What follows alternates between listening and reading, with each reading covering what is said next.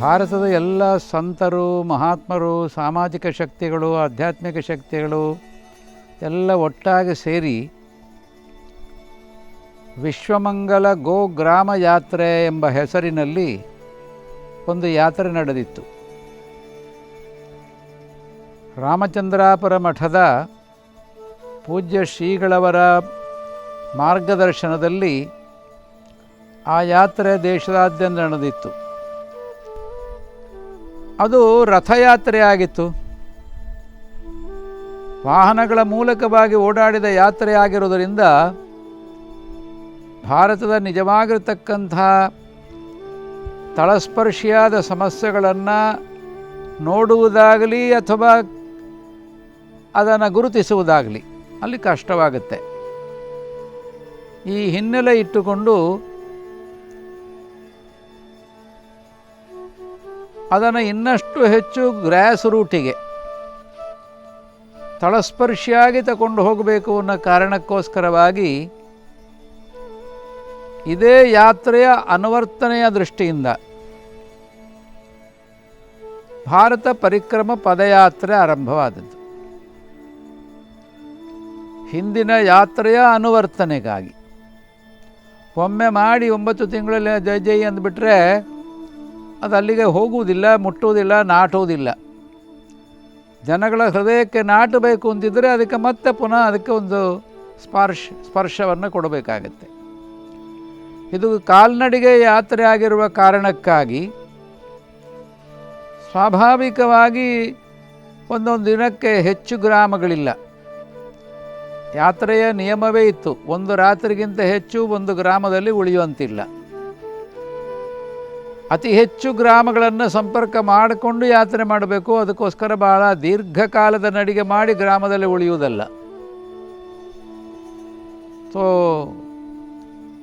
ಕನಿಷ್ಠ 10 ಕಿಲೋಮೀಟರು, ಅಧಿಕ ಅಂದರೆ ಆಯಾ ಪ್ರದೇಶಕ್ಕನುಗುಣವಾಗಿ ಕೆಲವೊಮ್ಮೆ 15, ಕೆಲವೊಮ್ಮೆ 20, ಕೆಲವೊಮ್ಮೆ 30, ಕೆಲವೊಮ್ಮೆ 40 ಹೀಗೂ ಪರಿಸ್ಥಿತಿಗೆ ಅನುಗುಣವಾಗಿ ಆಗ್ತಿತ್ತು. ಅಷ್ಟು ಕಿಲೋಮೀಟರ್ಗಳನ್ನು ನಡೆದ ನಂತರ ಮತ್ತೊಂದು ಗ್ರಾಮದಲ್ಲಿ ಉಳಿಯುವುದು. ಉಳಿದ ನಂತರ ಏನು ಮಾಡೋದು? ಹೋಗ್ತಾ ಇರುವಾಗ ದಾರಿಯಲ್ಲಿ ಅನೇಕ ಅಕ್ಕಪಕ್ಕದ ಗ್ರಾಮದವರು ರಸ್ತೆಗಳಲ್ಲಿ ಬರ್ತಿದ್ದರು, ಯಾತ್ರೆಗೆ ಸ್ವಾಗತ ಮಾಡ್ತಾಯಿದ್ರು. ಅಲ್ಲಿ ಬಂದು ಸ್ವಾಗತ ಮಾಡುವಾಗ ಅವರಿಗೆ 5 ನಿಮಿಷದ ಅಲ್ಲೇ ಈ ಯಾತ್ರೆಯ ಉದ್ದೇಶವನ್ನು ಮನದಟ್ಟು ಮಾಡುವುದು. ಅದಕ್ಕಾಗಿ ಅದರ ಹೆಸರೇ ಭಾರತ ಜೋಡೋ ಎಂಬ ಹೆಸರಿತ್ತು ಯಾತ್ರೆದು. ಸೊ ಭಾರತವನ್ನು ಜೋಡಿಸುವುದು. ಅದಕ್ಕಾಗಿ ಗ್ರಾಮಗಳ ಕಡೆಗೆ ನಡೆಯಿರಿ, ಗ್ರಾಮಗಳಲ್ಲೇ ಉಳಿಯಿರಿ, ಗ್ರಾಮಗಳನ್ನು ಉಳಿಸಿರಿ, ಇದು ಅದರ ಉದ್ಘೋಷವಾಕ್ಯವಾಗಿತ್ತು. ಆ ಉದ್ಘೋಷದಲ್ಲೇ ಉದ್ದೇಶ ಸ್ಪಷ್ಟವಾಗುತ್ತೆ. ಗ್ರಾಮಗಳಿಗೆ ನಡೆಯಿರಿ ಅಂದರೆ ಅರ್ಥ, ನಮ್ಮ ಸ್ವತಂತ್ರ ಭಾರತದ ದಾರಿ ತಪ್ಪಿದ ಶಿಕ್ಷಣವನ್ನು ಪಡೆದ ಆಧುನಿಕ ಬುದ್ಧಿವಂತರು ಅಂತ ಕರೆಸಿಕೊಳ್ಳುವ ಜನ ಇವತ್ತು ಗ್ರಾಮಗಳನ್ನು ಬಿಟ್ಟು ಪಟ್ಟಣಗಳಿಗೆ ಓಡುತ್ತಿದ್ದಾರೆ. ಅದು ಎಲ್ಲರಿಗೂ ಅನುಭವಕ್ಕೆ ಸಂಗತಿ. ಪರಿಣಾಮ ಗ್ರಾಮ ಖಾಲಿಯಾಗ್ತಾ ಉಂಟು, ಅಲ್ಲಿ ಪಟ್ಟಣ ತುಂಬಿ ತುಳುಕ್ತಾ ಉಂಟು. ಪರಿಣಾಮವಾಗಿ ಅಕ್ಕಪಕ್ಕದಲ್ಲಿರ್ತಕ್ಕಂಥ ಎಲ್ಲ ಗ್ರಾಮಗಳು ಸತ್ತು ಹೋಗ್ತಾ ಉಂಟು. ಒಂದು ಸಿಟಿಯ ಡೆವಲಪ್ಮೆಂಟ್ ಅಂದರೆ ಅರ್ಥ ಅಕ್ಕಪಕ್ಕದ ಗ್ರಾಮಗಳನ್ನು ಸಾಯಿಸುವುದು ಅಂತ ಅರ್ಥ. ಇದೇ ಇವತ್ತು ನಡೀತಾ ಇರತಕ್ಕಂಥ ಕಳೆದ 70 ವರ್ಷದ ಜೀವನ. ಅದಕ್ಕಾಗಿ ಈ ಯಾತ್ರೆ ಗ್ರಾಮದ ಕೆಳಗಡೆ ನಡೆಯಿರಿ ಅಂದರೆ ದಾರಿ ತಪ್ಪಿದ ನಮ್ಮ ಸಮುದಾಯಕ್ಕೆ ನಾವು ದಾರಿ ತಪ್ಪಿದ್ದೇವೆ ಎಂಬುದು ಎಚ್ಚರವನ್ನು ಬಿಟ್ಟು ಪಟ್ಟಣದಿಂದ ಮತ್ತೆ ಗ್ರಾಮದ ಕಡೆಗೆ ನಡೆಯಿರಿ ಎಂಬ ಒಂದು ಸಂದೇಶವನ್ನು ಈ ಯಾತ್ರೆ ಕೊಡ್ತಿತ್ತು. ಇನ್ನು ನಡೆದ ನಂತರ ಏನು ಮಾಡೋದು? ಅಲ್ಲಿ ಉಳಿಯಬೇಕು, ಹಾಗೆ ಗ್ರಾಮವನ್ನು ಉಳಿಸಬೇಕು. ಹಾಗಾಗಿ ಉಳಿಯಬೇಕು ಅಂದರೆ ಇವತ್ತು ಗ್ರಾಮಕ್ಕೆ ಹೋಗ್ಬೋದು ಅನೇಕ ಜನ, ಉಳಿತೀವ ಅನ್ನೋದು ಪ್ರಶ್ನೆ. ತುಂಬ ಅಧಿಕಾರಿಗಳು ಹೋಗ್ತಾರೆ, ವಾಪಸ್ ಬಂದುಬಿಡ್ತಾರೆ. ಹೋಗೋದೇ ಕಷ್ಟ, ಅಕಸ್ಮಾತ್ ಹೋದರೂ ಸಂಜೆ ಒಳಗೆ ವಾಪಸ್ ಬಂದಾಗಿರುತ್ತೆ. ಹಾಗಾಗಿ ಉಳಿಯುವುದಿಲ್ಲ. ಎಲ್ಲಿವರೆಗೆ ಗ್ರಾಮದಲ್ಲಿ ಉಳಿಯುವುದಿಲ್ವೋ ಅಲ್ಲಿವರೆಗೆ ಗ್ರಾಮದ ಉಳಿಕೆಗಾಗಿ ಕೆಲಸ ಮಾಡಬೇಕು ಎಂಬ ಅರಿವು ಉಂಟಾಗುವುದಿಲ್ಲ.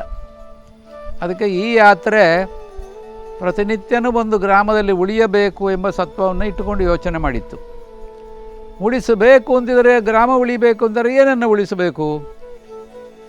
ಸೊ ಗ್ರಾಮದಲ್ಲಿರುವಂಥ 8 ಸಂಪತ್ತುಗಳನ್ನು ಉಳಿಸಬೇಕು. ಸಂಪತ್ತಿನ ನಮ್ಮ ದೃಷ್ಟಿಯೂ ದಾರಿ ತಪ್ಪಿದೆ. ಹಣವನ್ನೇ ಸಂಪತ್ತು ಅಂತ ತಿಳ್ಕೊಂಡ್ವಿ, ಅದು ಬಹಳ ದೊಡ್ಡ ತಪ್ಪು. ಸೊ ನಿಜವಾಗಿ ಉಳಿಯಬೇಕಾದ ಸಂಪತ್ತು ಅಂತ ಹೇಳಿದರೆ, ನಮ್ಮ ಹಿಂದಿನವರೆಲ್ಲ ಹೇಳಿದ್ದು ಭೂಮಿಯೇ ಒಂದು ಸಂಪತ್ತಂತೆ, ಭೂಸಂಪತ್ತು ಅಂತ ಕರೀತಾರೆ. ಜಲವೇ ಒಂದು ಸಂಪತ್ತಂತೆ, ಜಲ ಸಂಪತ್ತು ಅಂತ ಕರೀತಾರೆ. ವನವೇ ಒಂದು ಸಂಪತ್ತಂತೆ. ಹಾಗೆ ಆ ವನದಲ್ಲಿ, ಜಲದಲ್ಲಿ, ಭೂಮಿಯಲ್ಲಿ ಈ ಸಂಪತ್ತುಗಳಲ್ಲಿ ವಾಸ ಮಾಡ್ತಾ ಇರ್ತಕ್ಕಂತಹ ಜೀವ ಸಂಪತ್ತು, ಇಂಗ್ಲೀಷ್ನಲ್ಲಿ ಹೇಳ್ತಾರೆ ಬಯೋಡೈವರ್ಸಿಟಿ ಅಂತ. ಜೀವ ವೈವಿಧ್ಯಗಳನ್ನು ಅದೊಂದು ದೊಡ್ಡ ಸಂಪತ್ತು. ಹಾಗಾಗಿ ಆಧುನಿಕತೆಯ ಹೆಸರಲ್ಲಿ ನಾವು ಜೀವಗಳನ್ನು ಸಾಯಿಸುವುದಕ್ಕೆ ಪ್ರಯತ್ನ ಮಾಡ್ತೇವೆ, ಆದರೆ ವಾಸ್ತವಿಕವಾಗಿ ಸಂಪತ್ತನ್ನು ಉಳಿಸಬೇಕು. ಅದಕ್ಕೆ ನಾವು ಸಾಯಿಸಬೇಕಾದ ಅವಶ್ಯಕತೆ ಇರುವುದಿಲ್ಲ. ಪ್ರಕೃತಿಯ ವ್ಯವಸ್ಥೆಯಲ್ಲಿ ಉಂಟು, ಒಂದು ಜೀವ ಮತ್ತೊಂದು ಜೀವಕ್ಕೆ ಆಹಾರ. ಹಾಗಾಗಿ ಆ ವ್ಯವಸ್ಥೆಗೆ ಅನುಗುಣವಾಗಿ ಒಂದು ಜೀವ ಮತ್ತೊಂದು ಜೀವಕ್ಕೆ ಆಹಾರವಾಗಿ ತನ್ನನ್ನು ಸಮರ್ಪಿಸಿಕೊಂಡು ಅದು ಬದುಕುತ್ತೆ. ತನ್ನನ್ನು ಸಮರ್ಪಿಸಿಕೊಂಡು ಬದುಕುತ್ತೆ. ಇನ್ನೊಂದು ಜೀವವನ್ನು ಉಳಿಸಲಿಕ್ಕಾಗಿ ತನ್ನ ಜೀವವನ್ನು ಕೊಟ್ಟು ಬದುಕುವುದು ಹೇಗೆ ಅಂತ ಕಲಿಸಿಕೊಡುತ್ತದೆ. ಇಂತಹ ಜೀವ ವೈವಿಧ್ಯತೆಯೂ ಒಂದು ಸಂಪತ್ತು. ಅದರಲ್ಲೇ ಇನ್ನೊಂದು ಬಹಳ ಮುಖ್ಯವಾಗಿರತಕ್ಕಂಥದ್ದು ಜನಸಂಪತ್ತು ಅಂತ ಹೇಳ್ತಾರೆ. ನಾವು ಜನಸಂಖ್ಯೆ ಹೆಚ್ಚಾಗಿದೆ ಅಂತ ಒಂದು ಕಡೆಯಿಂದ ಬಬ್ಬೆ ಹೊಡಿತಾ ಇದ್ದೇವೆ. ನಮ್ಮಲ್ಲಿ ಬಹಳ ವರ್ಷಗಳಿಂದ ಇತ್ತು ಹ್ಯೂಮನ್ ರಿಸೋರ್ಸ್ ಡೆವಲಪ್ಮೆಂಟ್ ಅಂತ. If human is A resource, ಅದು ಹೆಚ್ಚಾಗುವುದು ಹೇಗೆ ಅಂತ ಪ್ರಶ್ನೆ. ಹಾಗಾಗಿ ಜನ ಎಂಬುದು ಯಾವತ್ತೂ ಕೂಡ ಅದು ಭಾರವಲ್ಲ, ಆ ದೇಶದ ಆಸ್ತಿ ಅದು. ಹೀಗೆ ತಿಳಿದಿತ್ತು ನಮ್ಮ ದೇಶದ ಹಿಂದಿನ ಪೂರ್ವಜರ ಜೀವನ. ಹಾಗಾಗಿ ಜನಗಳನ್ನೇ ಸಂಪತ್ತೆಂದು ತಿಳಿದು ಆ ಜನಗಳನ್ನು ದೇಶದ ಸಂಪತ್ತಾಗಿಸುವುದಕ್ಕೆ ಬೇಕಾದ ರೀತಿಯಲ್ಲಿ ಅವರಿಗೆ ತರಬೇತಿ ಕೊಡಬೇಕು. ಅದಕ್ಕಾಗಿ ಮತ್ತೆ 3 ಸಂಪತ್ತುಗಳನ್ನು ಅವರಿಗೆ, ಜನಗಳನ್ನು ಸಂಪತ್ತಾಗಿಸಲಿಕ್ಕೆ ಕೊಡಬೇಕು. ಅದು ಸಂಪತ್ತು ಅಂತ ಅವರ ಅರಿವಿಗೆ ತರಬೇಕು. ಮೊದಲನೇದ್ದು ಗ್ರಾಮ ವೈದ್ಯ ಸಂಪತ್ತು ಅಂತ ಹೇಳ್ತೇವೆ. ಈಗಿನ ಹಾಗೆ ಆಧುನಿಕವಾದ ವೈದ್ಯ ಪದ್ಧತಿ ಹಿಂದಿರಲಿಲ್ಲ. ಭಾರತದ ಹಳ್ಳಿಗಳಲ್ಲಿರ್ತಕ್ಕಂಥ ಪ್ರತಿಯೊಂದು ಮನೆಗಳೇ ವೈದ್ಯಾಲಯವಾಗಿತ್ತು. ಪ್ರತಿಯೊಂದು ಮನೆಯಲ್ಲಿರ್ತಕ್ಕಂಥ ಅಜ್ಜಿಯಂದರೆ ಮನೆ ಮದ್ದಿನ ಮೂಲಕವಾಗಿ ಮನೆಗಳ ಜೀವನವನ್ನು ಸ್ವಸ್ಥಗೊಳಿಸ್ತಾ ಇದ್ದರು. ಯಾವುದೇ ಮಗುವಿನ ಜನನ ಆಗಬೇಕು ಅಂದರೆ ಆಸ್ಪತ್ರೆಗೆ ಹೋಗೋ ಅವಶ್ಯಕತೆ ಇರಲಿಲ್ಲ. ಹಳ್ಳಿಯಲ್ಲಿರ್ತಕ್ಕಂಥ ಮನೆಗಳಿರ್ತಕ್ಕಂಥ ಅಜ್ಜಿಯಂದರೆ ಅದನ್ನು ಸುಧಾರಿಸ್ತಾ ಇದ್ದರು. ಸೊ ಹೀಗೆ ಒಂದು ಪದ್ಧತಿಯನ್ನೆಲ್ಲ ನಾವು ಹಳೆ ಕಾಲದಲ್ಲಿ ಕೇಳ್ತೇವೆ. ಹಾಗಾಗಿ ಒಂದು ದೃಷ್ಟಿಯಿಂದ ಆ ವೈದ್ಯ ಸಂಪತ್ತನ್ನು ನಾವು ಯಾವುದು ನಶಿಸಿ ಹೋಗ್ತಾ ಉಂಟು, ಅದು ಪಟ್ಟಣಗಳಿಗೆ ಧಾವಿಸ್ತಾ ಉಂಟು. ಅದಕ್ಕೋಸ್ಕರವಾಗಿ ಕೋಟ್ಯಂತರ ರೂಪಾಯಿ ಖರ್ಚಾಗ್ತಾ ಉಂಟು. ಹಿಂದೆ ಹಣವೇ ಇಲ್ಲದೆ ಆರೋಗ್ಯ ಸಿಗ್ತಿತ್ತು. ಅಂತಹ ಒಂದು ವೈದ್ಯ ಸಂಪತ್ತನ್ನು ನಾವು ಉಳಿಸಬೇಕು. ಜನಸಂಪತ್ತು ಉಳಿಬೇಕಾದ್ರೆ ಆ ವೈದ್ಯ ಸಂಪತ್ತು ಉಳಿಬೇಕು. ಎರಡನೇದಾಗಿರ್ತಕ್ಕಂಥದ್ದು ಜನಗಳನ್ನು ಸಂಪತ್ತಾಗಿಸುವಂತಹ ವಿದ್ಯಾಸಂಪತ್ತು. ಆ ವಿದ್ಯೆಯನ್ನೇ ಹಿಂದಿನವರದ್ದು ಹೇಳಿದು ಚತುಷ್ಷಷ್ಟಿ ಕಲಾವಿದ್ಯಾ ಅಂತ. 64 ಕಲೆಗಳಿಂದ ಕೂಡಿದ ವಿದ್ಯೆ ನಮ್ಮ ದೇಶದಲ್ಲಿ ಎಲ್ರಿಗೂ ಸಿಗ್ತಿತ್ತಂದರೆ, ಅವನಿಗೆ ಯಾವುದು ಅವನ ಹುಟ್ಟಿನಿಂದ ಬರುವಾಗ ಅವನು ತೆಗೆದುಕೊಂಡು ಬಂದಿದ್ದಾನೋ ಆ ಶಕ್ತಿ ಸಾಮರ್ಥ್ಯವನ್ನು ಗುರುತಿಸಿಕೊಂಡು ಅವನು ಕಲಿಯುವುದು. ಹೀಗಾಗಿ 64 ಕಲೆಗಳು, ಇದನ್ನು ಗ್ರಾಮೋದ್ಯೋಗಗಳು ಅಂತ ಕರೀತಾರೆ. ಸೊ ಅಂತಹ ಇವತ್ತು ಯಾವುದೇ ಆಧುನಿಕ ಪರಿಭಾಷೆಯಲ್ಲಿ ಆತ್ಮನಿರ್ಭರ ಭಾರತಕ್ಕೆ ಸ್ಕಿಲ್ ಡೆವಲಪ್ಮೆಂಟ್ ಅಂತ ನಾವು ಹೇಳ್ತೇವೆ, ಅದು ನಮ್ಮ ಭಾರತ ಹಳ್ಳಿಗಳಲ್ಲಿ ಇತ್ತು ಉದ್ಯೋಗ ಸಂಪತ್ತಿನ ಮೂಲಕ. ಹೀಗೆ ಒಬ್ಬ ಮನುಷ್ಯನನ್ನು ಸಂಪತ್ತಾಗಿಸಬೇಕಾದರೆ ಅವನು ಇನ್ನೊಬ್ಬರ ಕೈ ಕೆಳಗೆ ಗುಲಾಮನಾಗದೆ ತನ್ನ ಕೈಯಿಂದ ತಾನೇ ದುಡಿದು ಇನ್ನೊಬ್ಬರನ್ನು ದುಡಿಯುವುದನ್ನು ಕಲಿಸಿ ಎಲ್ಲರನ್ನೂ ಬದುಕಿಸ್ತಾ ಇರುವಂತಹ ಒಂದು ಬದುಕದಾಗಿತ್ತು. ಅಂತಹ ಗ್ರಾಮೋದ್ಯೋಗ ಎಂಬತಕ್ಕಂಥ ಒಂದು ಸಂಪತ್ತು. ಹಾಗೆ ಕೃಷಿ ಸಂಪತ್ತು ಅಂತ ಹೇಳ್ತೇವೆ. ನಮ್ಮ ದೇಶದಲ್ಲಿ ಕೃಷಿಯೇ ಒಂದು ಉದ್ಯೋಗವೂ ಹೌದು, ಅದೊಂದು ಜೀವನದ ಆದರ್ಶವೂ ಹೌದು. ಹಾಗಾಗಿ ಕೃಷಿಯಲ್ಲೇ ಖುಷಿ ಪಡ್ತಾ ಇದ್ದಂಥ ಒಂದು ಸಮುದಾಯ ಇತ್ತು ಭಾರತದಲ್ಲಿ. ಆ ಕೃಷಿಯಲ್ಲೂ ಒಂದು ವೈಶಿಷ್ಟ್ಯ ಇದೆ. ಅದು ಸಂಪತ್ತಾಗೋದು ಯಾವಾಗ ಅಂದರೆ ಅನ್ನವನ್ನು ಬೆಳೆದಾಗ. ಅನ್ನಾತ್ ಭವಂತಿ ಭೂತಾನಿ ಅಂತ ಗೀತೆ ಹೇಳುತ್ತೆ. ಒಂದು ಜೀವ ಬದುಕಬೇಕಾದರೆ ಅನ್ನ ಬೇಕು. ಜೀವದ ಸೃಷ್ಟಿಯೇ ಆಗುವುದು ಅನ್ನದಿಂದ. ಹಾಗಾಗಿ ಅನ್ನವೇ ಒಂದು ಸಂಪತ್ತು ಅಂತ. ಅದರ ಬೆಳಿಬೇಕಾದ್ದು ಯಾವುದು ಅಂದರೆ ಅನ್ನವನ್ನು ಬೆಳಿಬೇಕು, ಹಣವನ್ನು ಬೆಳೆಯುವುದಲ್ಲ. ಇವತ್ತು ನಾವು ದೃಷ್ಟಿಯನ್ನು ಪುನಃ ಬದಲಾಯಿಸ್ಕೊಂಡ್ವಿ. ಕೃಷಿಯಲ್ಲೂ ಯಾವುದರಿಂದ ಹಣ ಹೆಚ್ಚು ಸಂಪಾದನೆ ಮಾಡ್ಬೋದು ಆ ಕೃಷಿ ಮಾಡೋದು. ಕಮರ್ಷಿಯಲ್ ಕ್ರಾಪ್ ಅಂತ ಅದಕ್ಕೊಂದು ಹೆಸರು. ಹಿಂದೆ ಹಾಗಿರಲಿಲ್ಲ. ಬದುಕಲಿಕ್ಕೆ ಬೇಕಾದದ್ದು ಹಣ ಅಲ್ಲ, ಬದುಕಲಿಕ್ಕೆ ಬೇಕಾಗಿರ್ತಕ್ಕ ಅನ್ನ ಬೇಕು. ಸೊ ಇಂತಹ ಕೃಷಿ ಎಂಬುದೇ ಒಂದು ಸಂಪತ್ತು. ಹೀಗೆ 3 ರೀತಿಯ ವಿದ್ಯೆಗಳನ್ನು ಆ ಜನಗಳಿಗೆ ಕೊಟ್ಟು ಅವರು ಸ್ವತಂತ್ರವಾಗಿ ಆತ್ಮನಿರ್ಭರವಾಗಿ ಪರಸ್ಪರಾವಲಂಬಿಯಾಗ ಬದುಕನ್ನು ಬದುಕಿ ಗ್ರಾಮವನ್ನು ಸಂಪತ್ತಾಗಿಸಿದ್ರಂತೆ. ಇದೆಲ್ಲ ಸೇರಿದರೆ 8 ಸಂಪತ್ತಾಯಿತು. ಪ್ರಾರಂಭದಲ್ಲಿ ಹೇಳಿದ್ದು, ಕೊನೆಯಲ್ಲಿ ಹೇಳಿದ್ದು 3. ಹೀಗೆ ಈ 8 ಸಂಪತ್ತುಗಳನ್ನು ಉಳಿಸಿದರೆ ಗ್ರಾಮದಲ್ಲಿ ಗ್ರಾಮ ಉಳಿಯುತ್ತೆ, ಅದರಿಂದ ಭಾರತ ಉಳಿಯುತ್ತೆ ಅಂತ. ಸೊ ಇಂಥದ್ದನ್ನು ಜಾಗೃತಿ ಮಾಡಿಕೊಂಡು ಈ ಯಾತ್ರೆ ನಡೆದಿತ್ತು. ಇನ್ನು ಕೆಲವರು ಕೇಳ್ತಾರೆ, ಈ ಯಾತ್ರೆಗೆ ಪ್ರೇರಣೆ ಏನು ಅಂತ. ಒಂದು ದೃಷ್ಟಿಯಿಂದ ಭಾರತವೇ ಪ್ರೇರಣೆ. ಭಾರತವೇ ಯಾಕೆ ಪ್ರೇರಣೆ ಅಂದರೆ ನಾವೇ ಭಾರತ. ಇದನ್ನು ನಾವು ಭಾರತದಲ್ಲಿರುವಂಥ ಜನಗಳೇ ಮರೆತು ಬಿಟ್ಟಿದ್ದೇವೆ. ನಮ್ಮ ಸ್ವಂತದ ಜಾತಿ, ಮತ, ಪಂಥ, ಪಂಗಡಗಳಲ್ಲಿ ಅಥವಾ ದೇಹದ ಮೂಲಕ ವೃತ್ತಿಯಿಂದಲೋ ತಮ್ಮನ್ನು ತಾವು ಗುರುತಿಸಿಕೊಂಡು ನಾವು ಭಾರತರು ಅಂತ ಗುರುತಿಸಿಕೊಳ್ಳುವುದನ್ನು ಮರೆತಿದ್ದೇವೆ. ಉದಾಹರಣೆಗೆ ಭಗವದ್ಗೀತೆಯಲ್ಲಿ ಬಾರಿ ಬಾರಿಗೆ ಅರ್ಜುನನನ್ನು ಸಂಬೋಧನೆ ಮಾಡುವುದು, ಕೃಷ್ಣ ಸಂಬೋಧನೆ ಮಾಡ್ತಾ ಇರತಕ್ಕಂಥ ಶಬ್ದ ಅಂದರೆ ಹೇ ಭಾರತ, ಹೇ ಭಾರತ, ಹೇ ಭಾರತ ಅಂತ. ಹೀಗೆ ಅರ್ಜುನನ ಮೂಲಕವಾಗಿ ನಮಗೆ ಅವನು ಹೇಳಿಕೊಟ್ಟದ್ದೇನೆಂದರೆ ನೀವೆಲ್ಲ ಭಾರತರು ಅಂತ. ಹೀಗಾಗಿ ನಾವು ಭಾರತರು ಎಂಬುದನ್ನು ಮರೆತಾಗ ಅಲ್ಲಿ ಭಾರತ ಇರುವುದಿಲ್ಲ. ಯಾವಾಗ ಭಾರತ ಕೋಟಿ ಕೋಟಿ ಜನ ನಾವೇ ಭಾರತರೆಂದು ಅರಿತು ಬದುಕಿದರೆ ಅಲ್ಲಿ ಭಾರತ ಇರುತ್ತೆ. ಹಾಗಾಗಿ ಈ ಯಾತ್ರೆಗೂ ಯಾವುದು ಪ್ರೇರಣೆ ಅಂತ ಪ್ರಶ್ನೆ ಕೇಳಿದಾಗ ಅದಕ್ಕೆ ಪ್ರೇರಣೆ ಭಾರತವೇ ಪ್ರೇರಣೆ. ಹಾಗಾಗಿ ನಮ್ಮ ಪೂರ್ವಜರು ಯಾರು ಭಾರತರಾಗಿ ಬದುಕಿದವರು ಅವರು ಏನು ಹೇಳಿದರು ಅಂತ ಕೇಳಿದರೆ, ಭಾರತ ಅಂದರೆ ಕೇವಲ ಒಂದು ನೆಲದ ತುಂಡಲ್ಲ, ಅದು ಮಣ್ಣು ಕಲ್ಲು ಮುಳ್ಳುಗಳಿಂದ ಸೇರಿರ್ತಕ್ಕಂಥ ಒಂದು ಜಡ ವಸ್ತುವಲ್ಲ. ಅದು ಭಾರತ ಅಂದರೆ ನಮಗೆ ಒಂದು ದೃಷ್ಟಿಯಿಂದ ತಾಯಿ, ಇನ್ನೊಂದು ದೃಷ್ಟಿಯಿಂದ ತಂದೆ, ಮತ್ತೊಂದು ದೃಷ್ಟಿಯಿಂದ ಗುರು. ಹೀಗೆ ಅದು ತಾಯಿಯೂ ಹೌದು, ತಂದೆಯೂ ಹೌದು, ಗುರುವೂ ಹೌದು. ಹಾಗಾಗಿ ತಾಯಿಯಾಗಿ, ತಂದೆಯಾಗಿ, ಗುರುವಾಗಿ ಇರುವಂಥ ಭಾರತ, ಈ ಭಾರತ ಎಂದು ಗುರುತಿಸಲ್ಪಡಬೇಕಾದ ವ್ಯಕ್ತಿಗೆ ಹಾಗೆ ಅದು ಗುರುತಿಸಿಕೊಂಡಾಗ ಭಾರತವೇ ಅವನಿಗೆ ಪ್ರೇರಣೆಯಾಗುತ್ತೆ.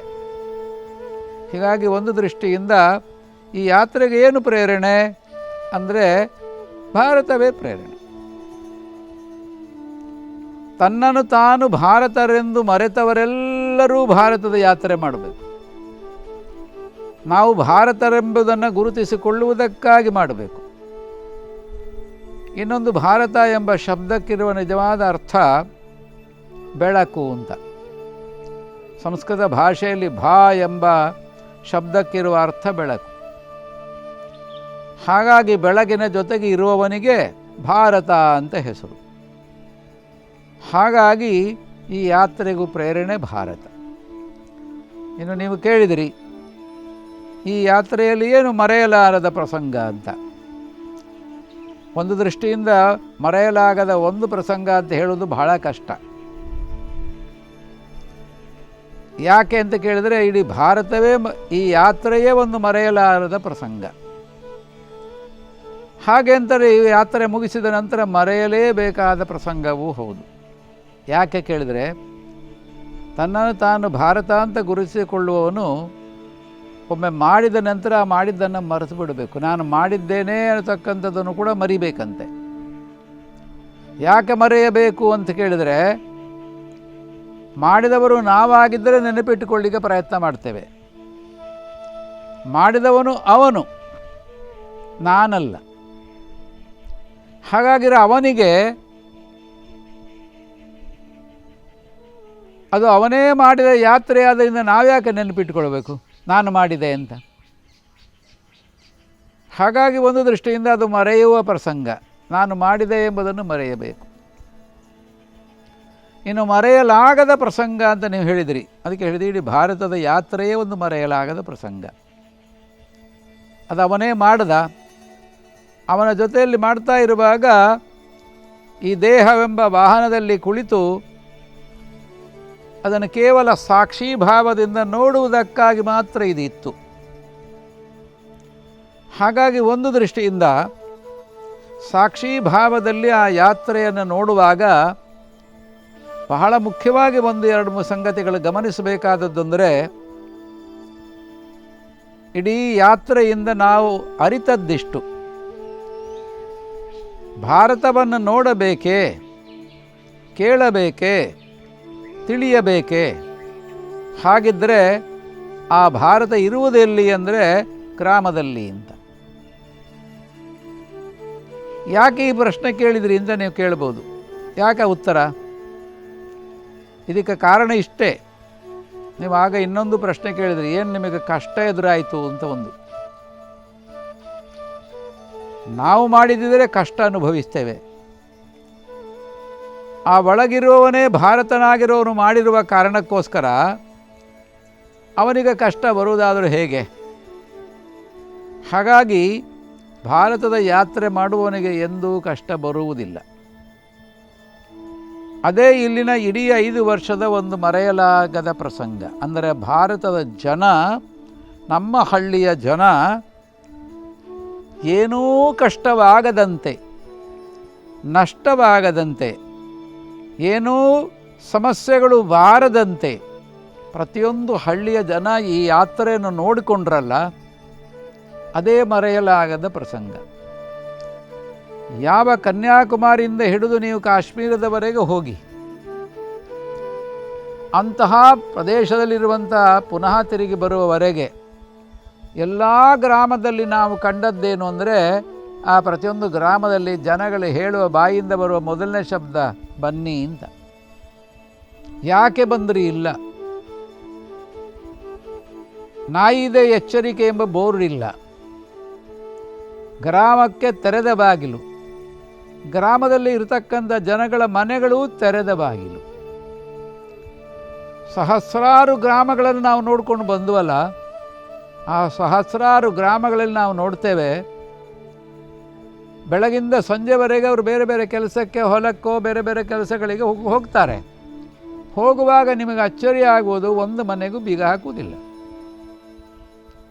ಒಂದು ಗ್ರಾಮದಲ್ಲಿ ಬೀಗ ಹಾಕ್ಕೊಂಡು ಹೋಗುವುದಿಲ್ಲ ಸಂಜೆವರೆಗೆ, ಹಾಗೆ ಚಿಲಕ ಹಾಕ್ಕೊಂಡು ಹೋಗ್ತಾರೆ ಅಂದರೆ ಅರ್ಥ ಏನು? ಇದರಿಂದ ನಾವು ತಿಳ್ಕೊಳ್ಬೇಕಾದ್ದೇನೆಂದರೆ, ಗ್ರಾಮದಲ್ಲಿ ರಾಮರಾಜ್ಯ ಹಾಗಿದ್ರೆ ಇಲ್ವೇ? ಅದು ಎಷ್ಟು ನಂಬಿಕೆ ಇರಬೇಕು, ಎಷ್ಟು ವಿಶ್ವಾಸ ಇರಬೇಕು.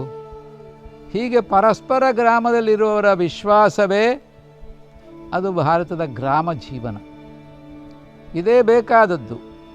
ಹಾಗಾಗಿ ಅಲ್ಲಿ ನಂಬಿಕೆಯೇ ಬಹಳ ಪ್ರಧಾನವಾದದ್ದು. ಇಡೀ ಭಾರತದಲ್ಲಿ ನಾವು ಕಂಡದ್ದು. ಇನ್ನು ಎರಡನೇದ್ದು, ಸಮಸ್ಯೆ ಬರಲಿಕ್ಕೆ ಬಿಡಲಿಲ್ಲ ಅಂತ ನಾನು ಹೇಳಿದೆ. ಅದು ಮರೆಯಲಾಗದ್ದೇ. ಹೇಗೆ ಅಂದರೆ, ಅನೇಕ ಗ್ರಾಮಗಳಲ್ಲಿ ರಾತ್ರಿ ಮಲಗುವಾಗ ಸೊಳ್ಳೆ ಪರದೆ ಕಟ್ಕೊಳ್ತಿದ್ರು. ಕೆಲವು ಗ್ರಾಮಗಳಲ್ಲಿ, ಸ್ವಲ್ಪ ಮುಂದುವರೆದ ಗ್ರಾಮಗಳಲ್ಲಿ, ಸಾಮಾನ್ಯವಾಗಿರ್ತಕ್ಕಂಥ ಗ್ರಾಮಗಳಲ್ಲಿ ಅವರು ಪ್ರಕೃತಿಯಂತೆ ಇರ್ತಿದ್ದರು.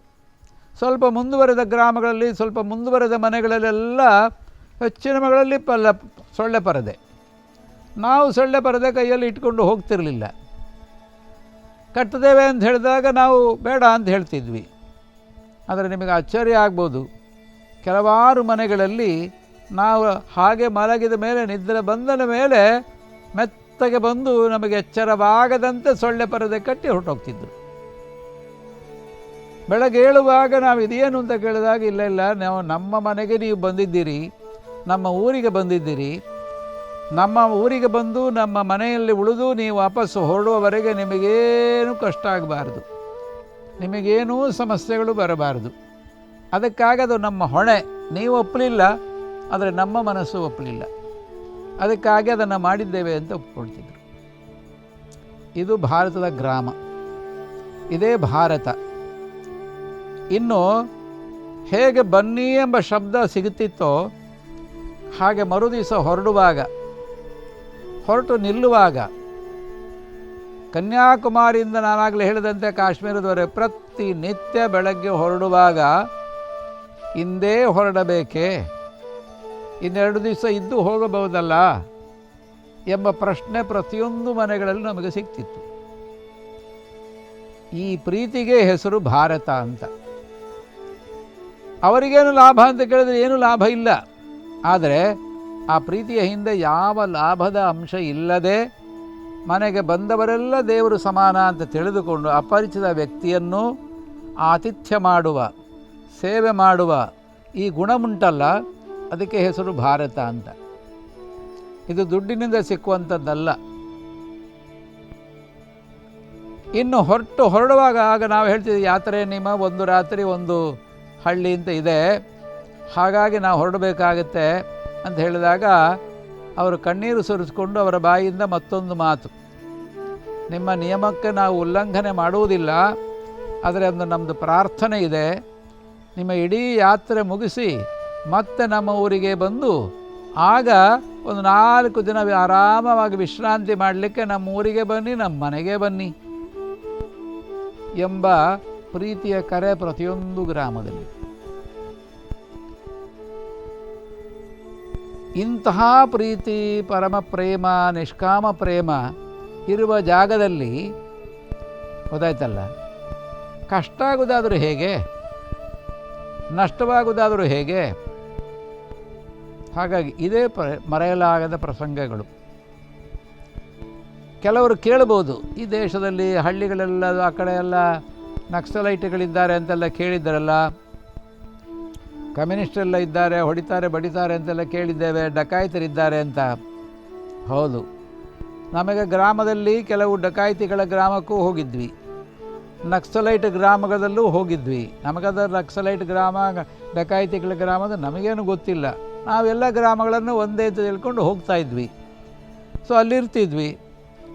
ಆಶ್ಚರ್ಯ ನಿಮಗೆ ಅಂತ ಹೇಳಿದ್ರೆ, ಎಲ್ಲ ಗ್ರಾಮಗಳ ಹಾಗೆ ಅವರೂ ಕೂಡ ಅದೇ ರೀತಿಯ ಪ್ರೀತಿಯ ಸ್ವಾಗತವನ್ನು ಕೊಟ್ಟು ಗೊತ್ತಾಯ್ತಲ್ಲ, ನಮಗೆಲ್ಲ ಉಪಚಾರಗಳನ್ನು ಮಾಡಿ ಆಮೇಲೆ ಬೀಳ್ಕೊಡ್ತಿದ್ರು. ಇದೇ ರೀತಿಯಲ್ಲಿ ಬೀಳ್ಕೊಡುವಾಗ ತಪ್ಪನ್ನು ಒಪ್ಪಿಕೊಂಡು ಕ್ಷಮಾಪಣೆ ಕೇಳ್ತಿದ್ರು.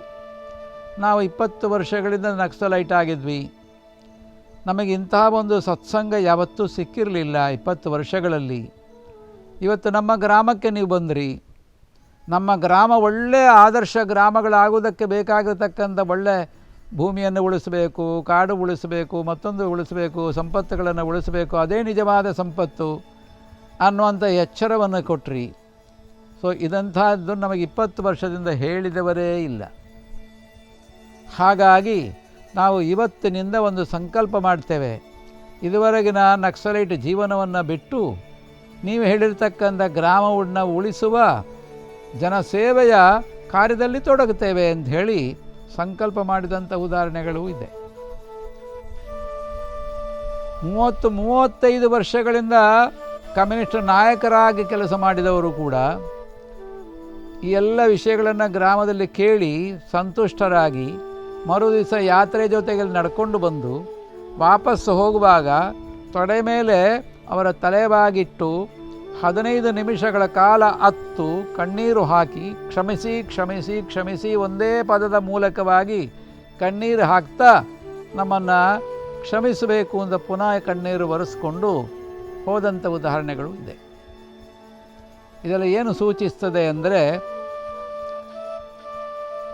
ಯಾತ್ರೆಗೆ ಹೋದವರ ಮನಸ್ಸು ಅದೇ ಪರಮ ಪ್ರೇಮದಿಂದ ತುಂಬಿಕೊಂಡಿದ್ದರೆ, ಶುದ್ಧವಾಗಿದ್ದರೆ, ಯಾವುದೇ ವೈಯಕ್ತಿಕವಾದ ಆಸೆ ಆಕಾಂಕ್ಷೆಗಳು ಇಲ್ಲದೆ ಹೋದಾಗ ಇಡೀ ಈ ಗ್ರಾಮವೇ ನಮ್ಮ ಗ್ರಾಮ ಅಂತ ತಿಳಿದುಕೊಂಡು ಆ ಗ್ರಾಮದ ಒಳಿತಿಗಾಗಿ ಎಲ್ಲರ ಜೊತೆಯಲ್ಲಿ ಸಹಚಿಂತನೆ ಮಾಡಿದಾಗ ಎಂಥೇ ಕಠಿಣವಾಗಿರ್ತಕ್ಕಂಥ ಕೆಟ್ಟ ಮನಸ್ಸುಗಳು ಕೂಡ ಅದು ಪರಿವರ್ತನೆಯಾಗುತ್ತೆ, ಅದು ಪುನಃ ಭಾರತದ ಕಡೆಗೆ ತಿರುಗುತ್ತೆ ಎಂಬುದಕ್ಕೆ ಈ ಯಾತ್ರೆಯೇ ಸಾಕ್ಷಿ. ಈ ಭಾರತದ ಕುರಿತಾಗಿ ನಿಮ್ಮ ಚಿಂತನೆ ಏನು ಅಂತ ಕೇಳಬಹುದು. ಭಾರತದ ಕುರಿತಾಗಿ ಏನು ಚಿಂತನೆ ಮಾಡುವುದು? ಹಾಗಾಗಿ ಈ ಭಾರತದ ಕುರಿತಾಗಿ ಎಂಬ ಪ್ರಶ್ನೆ ಇರುವುದಿಲ್ಲ. ಭಾರತ ಒಂದೇ. ಆ ಭಾರತ ಬೇರೆ, ಈ ಭಾರತ ಬೇರೆ ಇಲ್ಲ. ಭಾರತ ಇರುವುದು ಒಂದೇ. ಹಾಗಾಗಿ ಇರುವ ಒಂದೇ ಒಂದು ಭಾರತದ ಬಗ್ಗೆ ನಾವೆಲ್ಲರೂ ಸರಿಯಾದ ಚಿಂತನೆ ಮಾಡಿದಾಗ ಒಂದು ಮಾತು ನೆನಪಿಗೆ ಬರುತ್ತೆ, ನಾವೆಲ್ಲ ಭಾರತವನ್ನು ತಿಳಿಯಬೇಕು ಅಂತ. ಭಾರತವನ್ನು ತಿಳಿಯುವುದು ಅಂದರೆ ಮೇಲ್ಮೈಯನ್ನಲ್ಲ, ಭಾರತದ ಅಂತರಂಗವನ್ನು ತಿಳಿಬೇಕು. ಹಾಗೆ ಭಾರತದ ಅಂತರಂಗವನ್ನು ತಿಳಿಯುವುದಕ್ಕೆ ಹೋದಾಗ ನಮ್ಮ ಭಾರತದ ಅಂತರಾಳದಲ್ಲಿ ಇರುವಂಥ ನಮ್ಮ ಪೂರ್ವಜರು, ಯಾರನ್ನು ನಾವು ಋಷಿಗಳು, ಮುನಿಗಳು, ಸಾಧುಗಳು, ಸಂತರು ಅಂತ ಹೇಳ್ತೇವೋ, ವೇಷದಿಂದ ಅಲ್ಲ, ಜೀವನದ ಆದರ್ಶದಿಂದ. ನಮ್ಮ ಭಾರತದ ಈ ರೀತಿಯ ಹಳ್ಳಿಗಳಲ್ಲಿ ಇದ್ದಂಥ ಎಲ್ಲ ಜೀವನವೂ ಕೂಡ ಸಂತರ ಬದುಕಾಗಿತ್ತು. ದೇವತುಲ್ಯವಾಗಿರತಕ್ಕಂಥ ಜೀವನವಾಗಿತ್ತು. ಇದಕ್ಕೆ ದೇವಭೂಮಿ ಅಂತಲೂ ಕರೀತಾರೆ.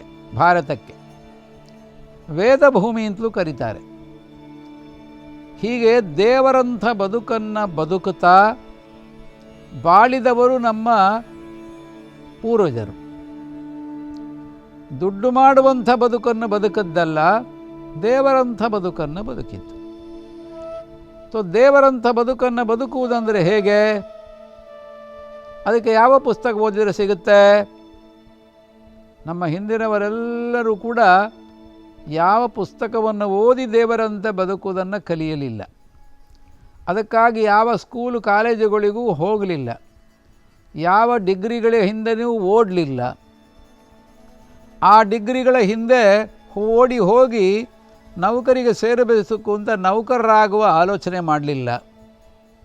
ಸ್ವಾಭಿಮಾನದ ಬದುಕನ್ನು ಬದುಕಿ ಸ್ವಾಭಿಮಾನಿ ಬದುಕುವುದು ಹೇಗೆ ಎಂಬುದನ್ನು ಕಲಿಸಿಕೊಟ್ಟವರು ನಮ್ಮವರು.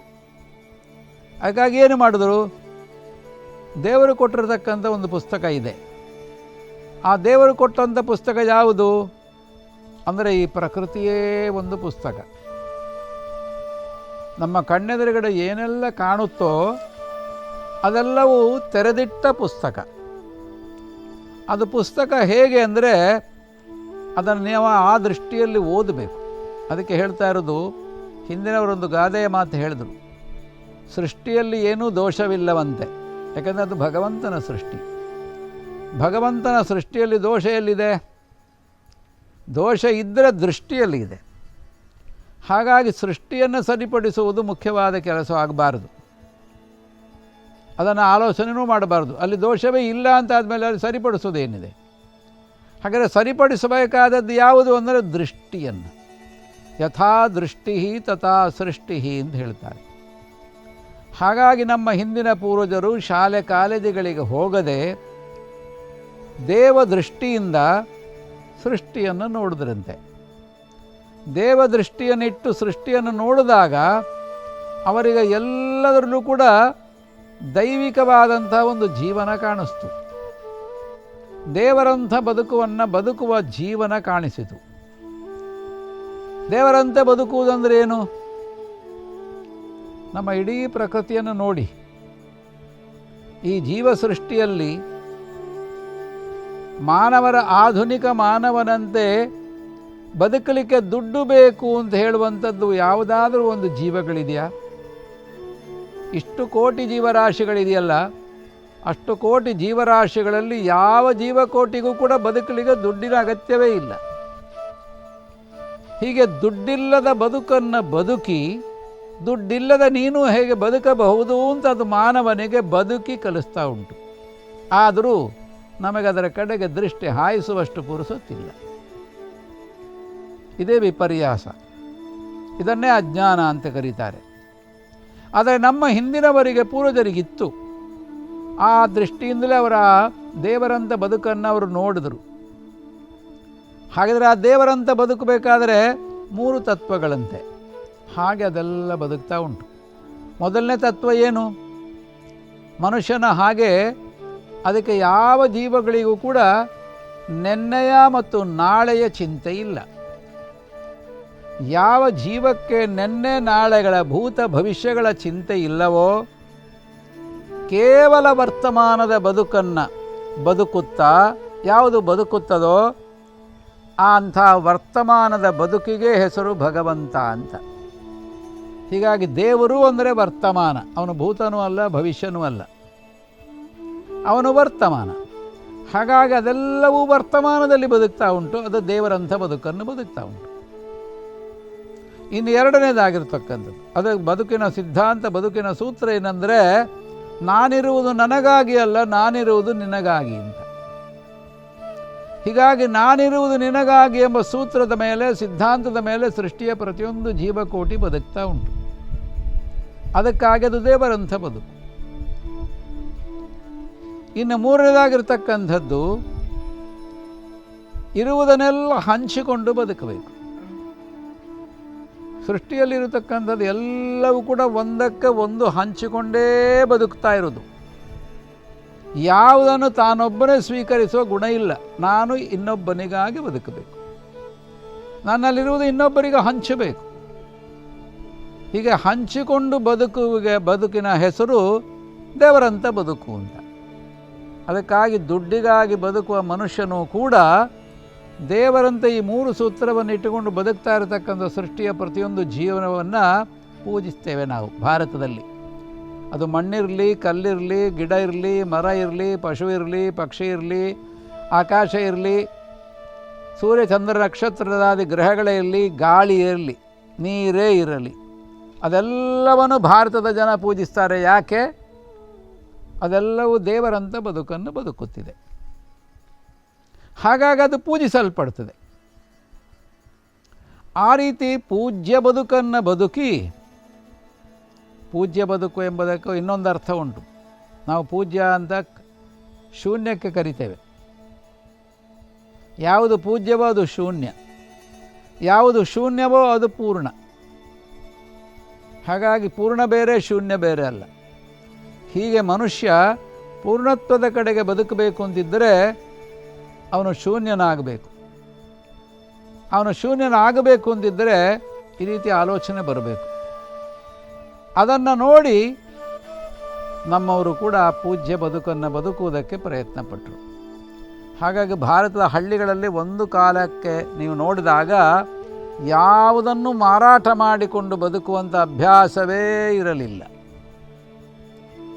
ಸೃಷ್ಟಿಯಂತೆ ಹಂಚಿಕೊಂಡು ಬದುಕುವುದು. ಆಗಲೇ ಹೇಳಿದಂತೆ ಚತುಷ್ಷಷ್ಟಿ ಕಲಾವಿದ್ಯೆಗಳನ್ನು ಕಲಿತವರೆಲ್ಲರೂ ಕೂಡ ವೃತ್ತಿ ಉದ್ಯೋಗಗಳನ್ನು ಮಾಡುವಾಗ ಅದರಿಂದ ದುಡ್ಡು ಮಾಡುವ ಚಿಂತೆ ಇರಲಿಲ್ಲ. ಗ್ರಾಮದಲ್ಲಿರ್ತಕ್ಕಂಥ ಒಬ್ಬ ಬಡಗಿ ಗ್ರಾಮದ ಉಳಿದೆಲ್ಲರ ಮನೆಗಳಿಗೆ ತನ್ನ ಬಡಗಿತನದ ಕೆಲಸವನ್ನು ಮಾಡಿ ಹಂಚಿಕೊಳ್ತಾ ಇದ್ದ. ಕಬ್ಬಿಣದ ಕೆಲಸವನ್ನು ಎಲ್ಲ ಮನೆಯವರಿಗೆ ಕಬ್ಬಿಣದ ಕೆಲಸ ಮಾಡಿಕೊಟ್ಟ. ರೈತಾಪಿ ಕೆಲಸ ಮಾಡುವಂಥವನು ಬೆಳೆದಂಥ ಅನ್ನವನ್ನು ಎಲ್ಲರ ಮನೆಗಳಿಗೆ ಹಂಚಿದ. ಹೀಗೆ ಪ್ರತಿಯೊಂದು ಕೆಲಸ ಮಾಡುವವರು ಅವರವರ ಕೆಲಸಗಳ ಮೂಲಕವಾಗಿ ಗ್ರಾಮದ ಎಲ್ಲ ಜನಗಳಿಗೆ ಮಾಡಿಕೊಟ್ಟು ಸೇವೆ ಮಾಡಿದರು. ಆಗ ಅವನ ಮನೆಗೂ ಬೇಕಾದಂಥ ಎಲ್ಲ ಕೆಲಸಗಳು ಸಿಕ್ಕಿತು ಸಹಜವಾಗಿ. ಇದನ್ನು exchange of materials, exchange of work culture ಅಂತ ಹೇಳ್ತಾರೆ. ಎಕ್ಸ್ಚೇಂಜ್ ಆಫ್ ಗೂಡ್ಸ್ ಅಂತ ಕರೀತಾರೆ, ಎಕ್ಸ್ಚೇಂಜ್ ಆಫ್ ನಾಲೆಜ್ ಅಂತ ಕರೀತಾರೆ, ಎಕ್ಸ್ಚೇಂಜ್ ಆಫ್ ಎಕ್ಸ್ಪೀರಿಯನ್ಸ್ ಅಂತ ಕರೀತಾರೆ.